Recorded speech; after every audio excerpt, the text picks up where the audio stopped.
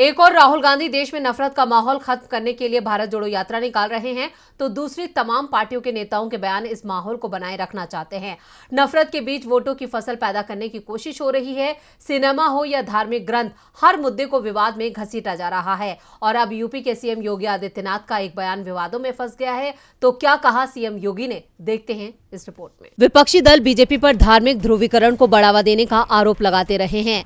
योगी आदित्यनाथ को लेकर विपक्ष दावा करता है कि उनके टारगेट पर एक खास धर्म के लोग रहते हैं। हाल ही में पीएम मोदी ने भी अपनी पार्टी के नेताओं को धार्मिक विवादों से दूर रहने की नसीहत दी थी, लेकिन इसका असर होता नहीं दिख रहा है। यूपी में रामचरितमानस को लेकर पहले ही विवाद उठ खड़ा हुआ है और अब यूपी के सीएम योगी आदित्यनाथ ने सनातन धर्म को लेकर जो दावा किया है उससे भी विवाद खड़ा हो गया है।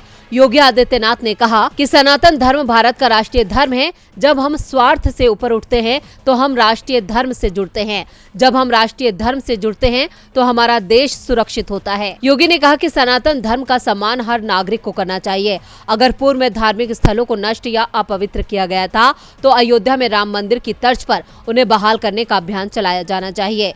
योगी सनातन धर्म को राष्ट्रीय धर्म बता रहे हैं तो उनके बयान पर विपक्ष सवाल उठा रहा है। कांग्रेस नेता उदित राज ने इस पर सवाल उठाए हैं। उन्होंने ट्वीट किया, सीएम योगी ने कहा कि सनातन धर्म भारत का राष्ट्रीय धर्म है। इसका मतलब है कि सिख धर्म, जैन धर्म, बौद्ध धर्म, ईसाई धर्म और इस्लाम जैसे अन्य धर्म समाप्त हो गए हैं। इसके साथ ही कांग्रेस ने याद दिलाया कि भारत एक धर्मनिरपेक्ष देश है। भारत का एक देश के तौर पर कोई भी आधिकारिक धर्म या पंथ नहीं है। भारत का संविधान सभी नागरिकों को अपनी पसंद के किसी भी धर्म का पालन करने, उपदेश देने और प्रचार करने का अधिकार देता है।